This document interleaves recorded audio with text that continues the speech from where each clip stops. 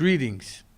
Black History Month is an annual celebration of achievements by African Americans and a time for recognizing the role of blacks in the history of our country. As mayor in the city of Dunkirk, I am proud of the many accomplishments our African American brothers and sisters have contributed to our nation, and those who have lived and continue to reside here in our city. Along with my friend, the late Janice Slayton, and Reverend Roosevelt Haynes, today we can celebrate with Reverend Early Waller and Frank Terrain. As we come to the end of February, let us never forget to remember the words of the great Reverend Martin Luther King Jr., who fought and died for freedoms and justice. His legacy lives on, and he will remain the face and voice of what true freedom means. Reverend King once said, "I have a dream that my 4 little children will one day live in a nation where they will not be judged by the color of their skin, but by the content of their character." Today, I stand proud among you to honor and celebrate Black History Month in the city of Dunkirk. Thank you. Hi, I'm Vicki Wesley. February is the Black History Month across our nation, and certainly here in the city of Dunkirk. Because of so much that goes on in order to recognize and to acknowledge the many accomplishments of our leaders, our black leaders throughout the country and here in the city of Dunkirk, Mayor Rosas has put forth an effort to bring some of the elements of Black History Month and some of the accomplishments of some of our more notable individuals to you, the residents of the city of Dunkirk. So today we have with us Reverend Early Waller. And Reverend Waller, you are at Friendship Baptist Church? Friendship Baptist Church, that's correct. 18 East 2nd Street here in the city of Dunkirk. Okay, but now you've done a lot of things. You have been in the city of Dunkirk for quite a while. How many years? Well, yes, I have been here for a number of years. In the position, in the position that I now serve at the church, I have been there to be 29 years. And then with Little City August, this year, I believe we'll complete 30 years. 30 years. In the capacity, and in the city of Dunkirk, to bring that about 10 years to that, 15 to 20 years. So you've been around a while, but I've been around a while. but to say that there are other things that you have done in addition to being the pastor of the church. Yes, correct. You were the president of the local NAACP chapter here in the city of Dunkirk. That's true. About 15 years. 15 years. 15 years as a president of the local branch. And yes, you're right, we did quite a few things in that amount of time. Some of the evidence is still alive today about the work that we did back in those days. We did housing projects, we did scholarships. We have students, and I'm grateful to say that we have students that have gone on to establish careers as a result of our scholarship contributions. So we are grateful to God for that. In addition to all of that, we also are grateful for the fact that we see that there have been many changes taking place in the community, which we also raised the issue. But today we have a Hispanic mayor.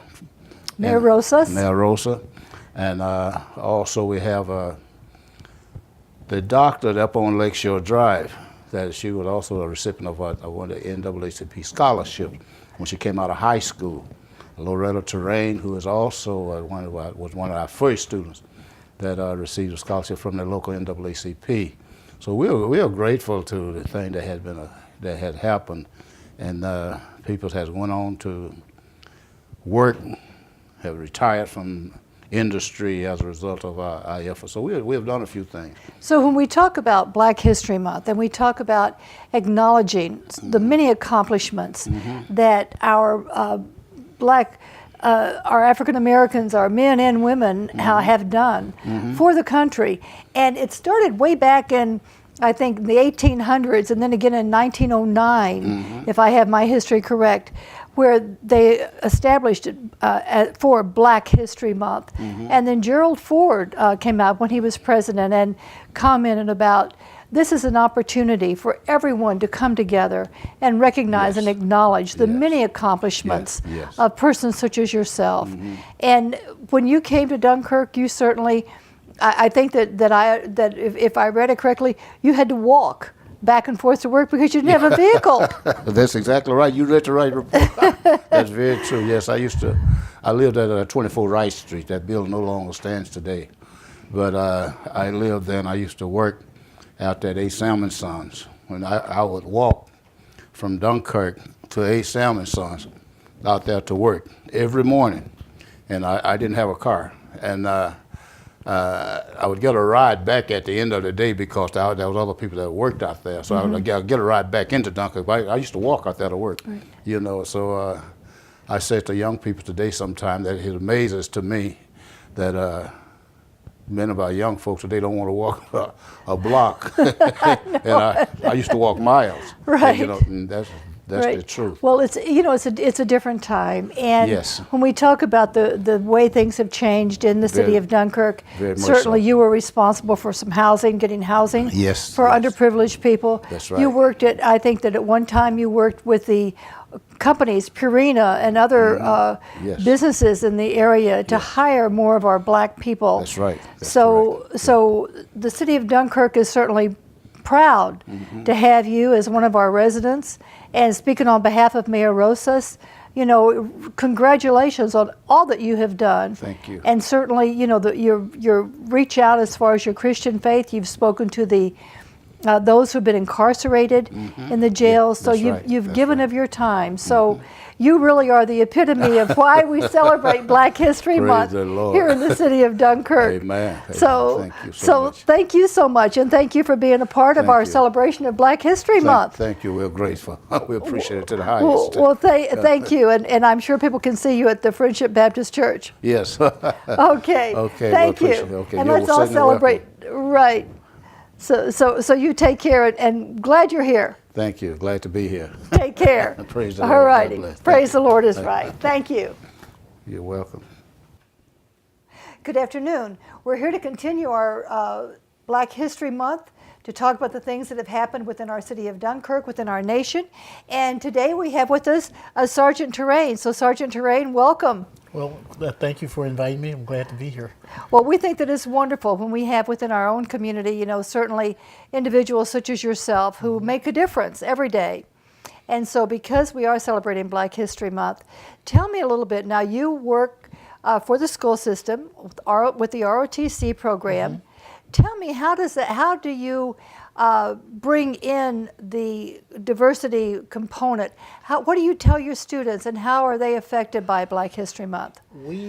Diversity is one of that's one of those things that's primary, the focus of our curriculum.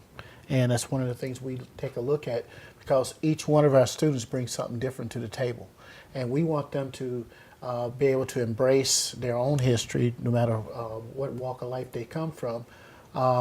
And also, we want them to understand how diversity works and how it can work in a positive way, especially for them understanding each other and understanding how to work together in building a team. Because it's all about building a team and getting people to work with each other and embracing their differences. So we take a look at our classes and show just how diverse they are. Not just how diverse they are as far as how the class is made up, but how diverse their history is and where they come from. Because sometimes what we find out is that our own personal history is diverse in what makes up our family background, and we'll find out that we're a lot more similar than we are different. That's right. Very often we need to remind ourselves of that we should celebrate our similarities as opposed to our differences. Now, how long have you been in the Dunkirk-Fredonia area? I got here in 1983. 1983. And one of the things, I grew up in North Carolina. Okay. I came up right after in fact, I went through high school right after the enforcement of the Brown versus the Board of Education law. And we began busing when I was in 6th grade.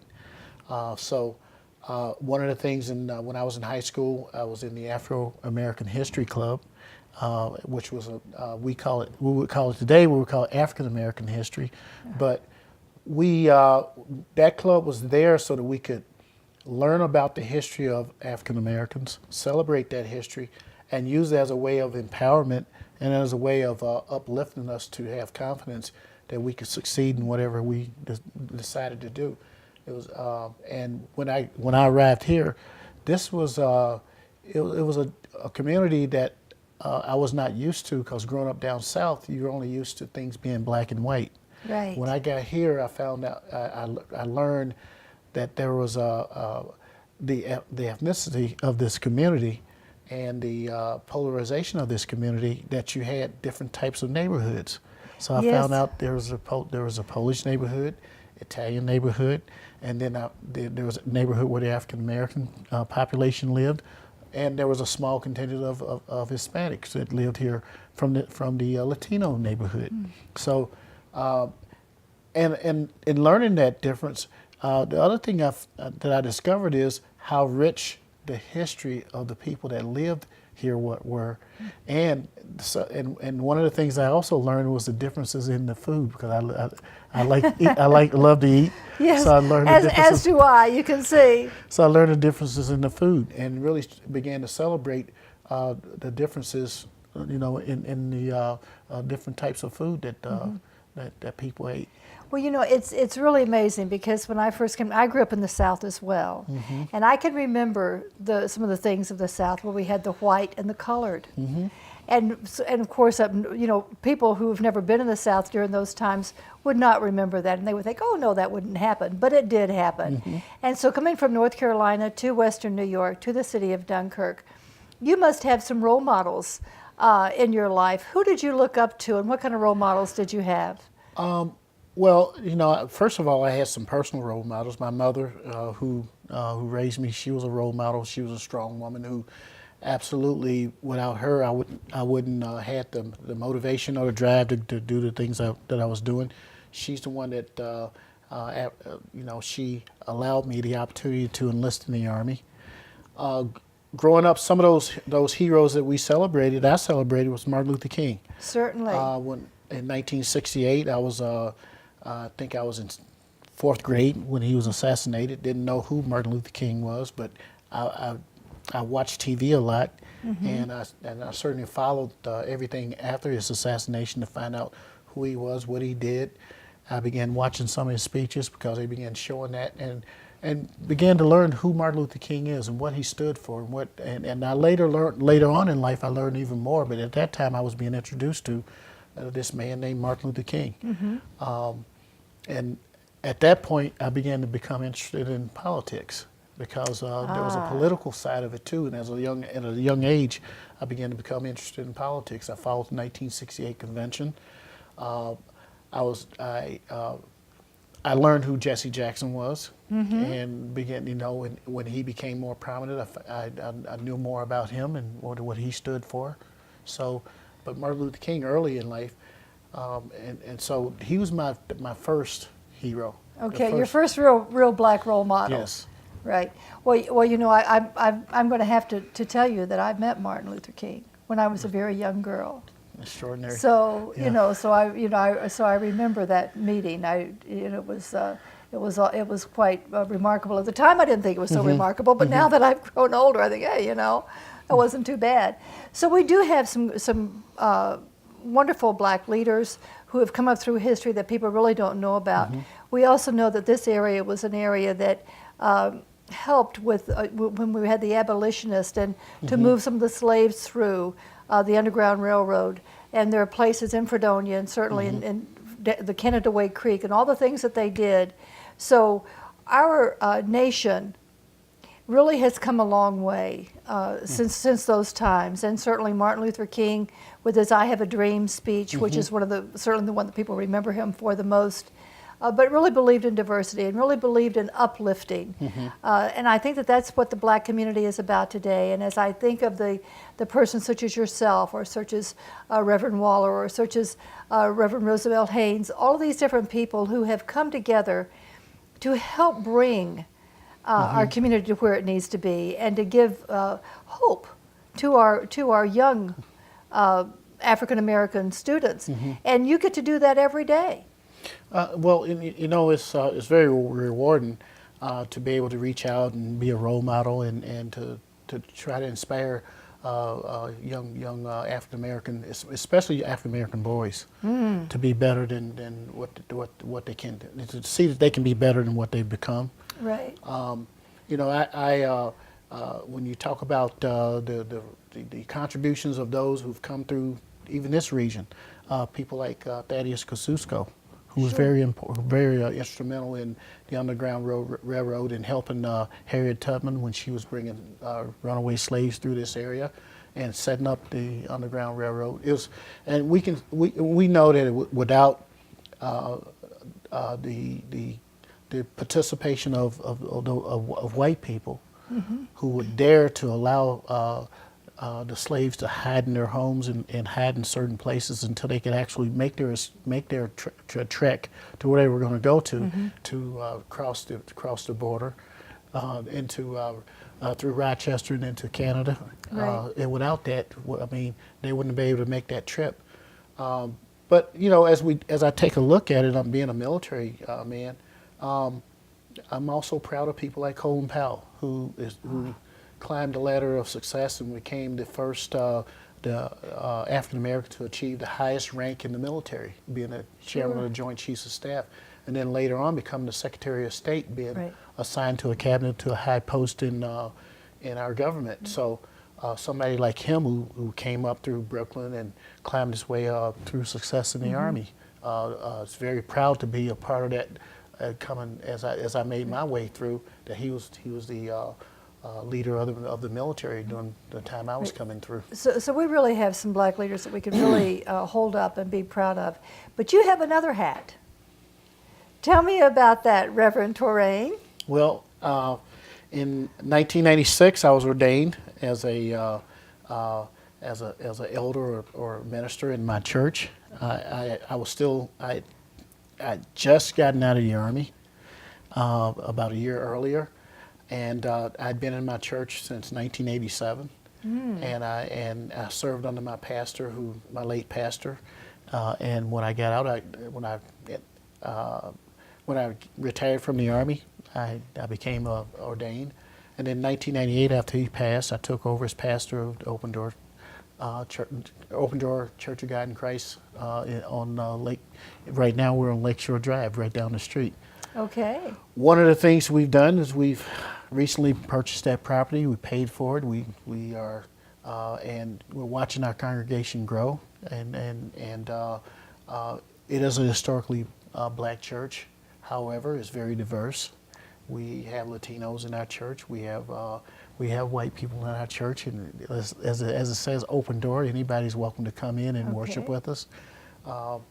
And that's one of the things that Martin Luther King wanted to see, is that he wanted a day that we could all sit down and worship together and break bread together and pray together and eat together, and having a church that's diverse, where everybody is coming in for the one purpose, and that's worshiping God.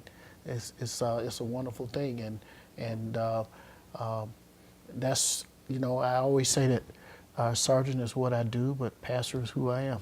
Well, that's wonderful, and Martin Luther King was an inclusive person. He believed in including everyone. Yes. And so I think that that's where we are today certainly with the city of Dunkirk, what's happening with the city, with the growth of the city, and certainly with our current mayor, with Mayor Rosas, who really is involved in bringing the city together and really works every single minute of his waking hours. I know he does, to bring people together and to participate in the black community, and he has done that. Well, Sergeant Touraine, Reverend Touraine, thank you so much for sharing today. Thank you for sharing your thoughts on Black History Month. And we're going to close out this month of February with just a celebration of all the wonderful things that our African Americans have brought to this country, to this nation, and to our city. Well, and I appreciate you inviting me, and really, I think this is these times are times when we can really embrace not only our diversity, but also reach out and be the example for people who are looking to be looking to uplift their lives and looking to take advantage of the things that we have to offer in not only in the city of Dunkirk but in our country. Well, thank you. I agree with that wholeheartedly. Thank you so much. We appreciate you coming. You have a great day. Thank you. Thank you. Make Loretta come next All time. right. All righty. Thank you.